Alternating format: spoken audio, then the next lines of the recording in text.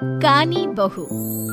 किशोरी लाल जी के बेटे राघव की शादी की बात जगह जगह चल रही थी, लेकिन किशोरी लाल जी को कोई लड़की पसंद ही नहीं आती थी और उसकी एक ही वजह थी, किशोरी लाल जी का लालची होना। उनको लड़की वालों से मोटा दहेज चाहिए था और इसी चक्कर में एक दिन वो एक बहुत पैसे वाले के घर अपने बेटे का रिश्ता लेकर पहुंचे। उस आदमी का नाम था ओम प्रकाश। देखे किशोरी लाल जी, मेरी एक ही बेटी है और मेरी सारी संपत्ति जायदाद सब कुछ मेरी बेटी नैना का ही है। नाम से लगता है बहुत खूबसूरत होगी। कितना अच्छा नाम है ना, नैना। ओ वैसे बात तो सही है आपकी। अब इतना पैसा है, जमीन जायदाद है, इकलौती बेटी, आप भी क्या करेंगे? सब कुछ उसे ही देंगे ना। बिल्कुल ठीक पहचाना आपने। बस बेटी की शादी और सारी जायदाद उसके नाम। पापा बिना देखे हाँ कर दीजिए ना। इतना अच्छा रिश्ता फिर कहाँ मिलेगा? माला माल हो जाएंगे हम। मैं अपनी बेटी को बुलाता हूँ। अरे नहीं नहीं नहीं, आपकी बेटी का नाम नैना है, सुनकर ही लगता है बहुत सुंदर होगी। रहने दीजिए अंकल, मैं तो आपकी बेटी के नाम से इतना खुश हो गया हूँ कि उसे बिना देखे शादी करने को तैयार हूँ। अब तो मैं उसका चेहरा सीधे शादी के बाद ही देखूंगा। और इस तरह राघव नैना का चेहरा नहीं देखता और उससे शादी कर लेता है। शादी के बाद अपनी सुहाग रात पर जब राघव नैना का घूंघट उठाकर देखता है तो नैना की आंखें बंद थी। कितनी खूबसूरत हो तुम नैना। जरा अपनी आंखें खोलकर मेरी तरफ देखो तो सही। नहीं, मुझे शर्म आती है। अरे मैंने तुम्हें शादी से पहले भी नहीं देखा और अब अगर तुम आंखें खोलकर मुझे देखोगी भी नहीं तो मुझे अच्छा कैसे लगेगा? इससे पहले कि नैना अपनी आंखें खोलकर राघव की तरफ देखती, अचानक से लाइट चली गई और राघव नैना को पूरी तरह से देख भी नहीं पाया। अगली सुबह नैना राघव के लिए नाश्ता बनाकर लेकर आई। अरे ये क्या? आधा पराठा सेका हुआ है और आधा बिल्कुल कच्चा। ये तुमने क्या किया नैना? बहू, तुमने क्या आधा पराठा तवे से नीचे लटका कर रखा था जो आधा सिका है और आधा कच्चा? मुझे जितना दिखेगा उतना ही तो सीखूंगी ना पापा जी। जहाँ जहाँ मुझे नजर आ रहा था वहाँ मैंने सीख लिया, और जहाँ जहाँ नहीं दिखा वहाँ कच्चा रह गया होगा। इसका क्या मतलब है? ये कैसा मजाक कर रही है तुम? अरे बहू, तुमने इतना लंबा घूंघट क्यों लगाया हुआ है? देखो हमारे घर में बहुओं को बेटी की तरह रखा जाता है और फिर तुम तो इतना सारा माल लेकर आई हो। देखो ये घूंघट डालकर रखने की कोई जरूरत नहीं है। हाँ नैना, पापा जी ठीक कह रहा है, तुम तो आराम से रहो, अपना ही घर समझो। नैना अचानक से अपना घूंघट उठा लेती है। अरे, ये क्या पापा?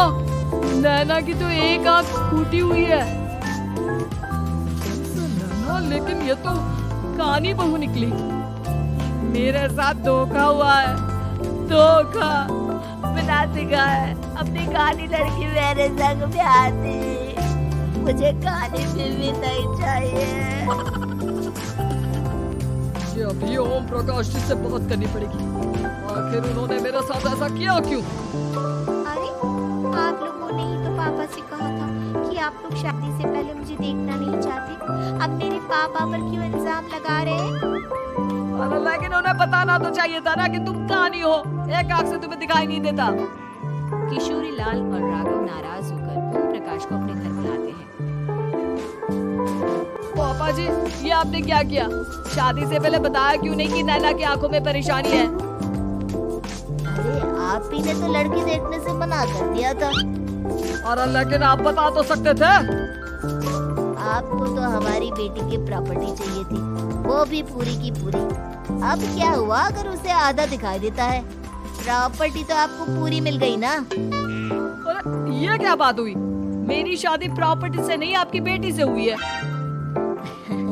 अब ये तो पहले सोचना चाहिए था, तब तो मेरी प्रॉपर्टी देखकर तुम्हारी जुबान लप लप आ रही थी।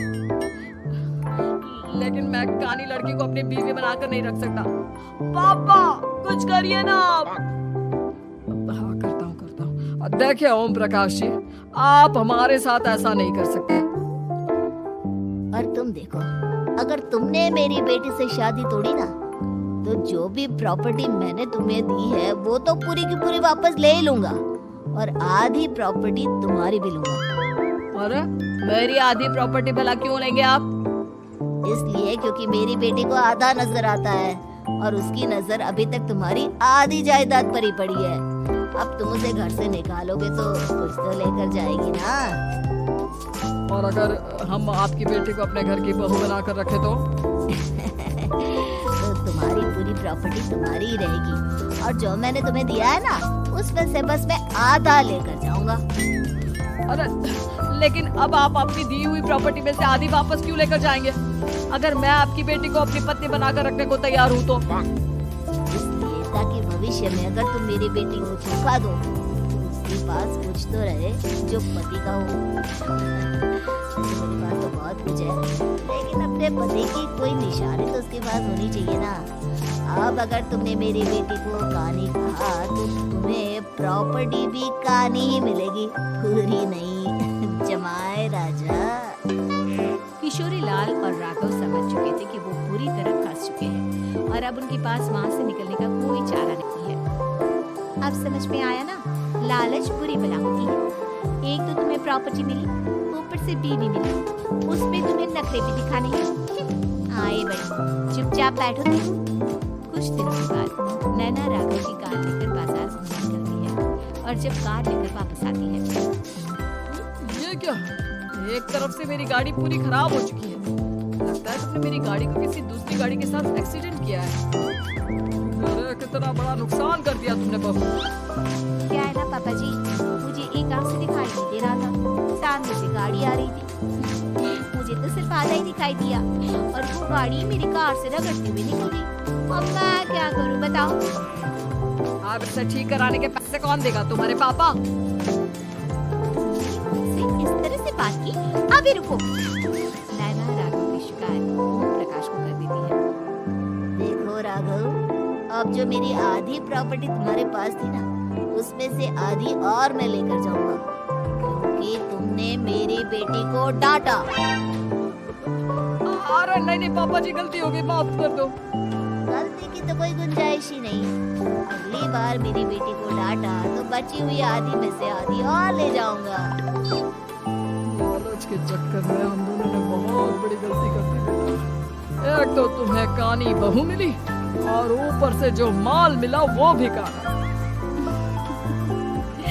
इस तरह राघव की हर एक गलती पर ओम प्रकाश उसकी प्रॉपर्टी का आधा आधा हिस्सा लेकर अपना सारा माल वापस ले गया और राघव को कानी बीवी से काम चलाना पड़ा।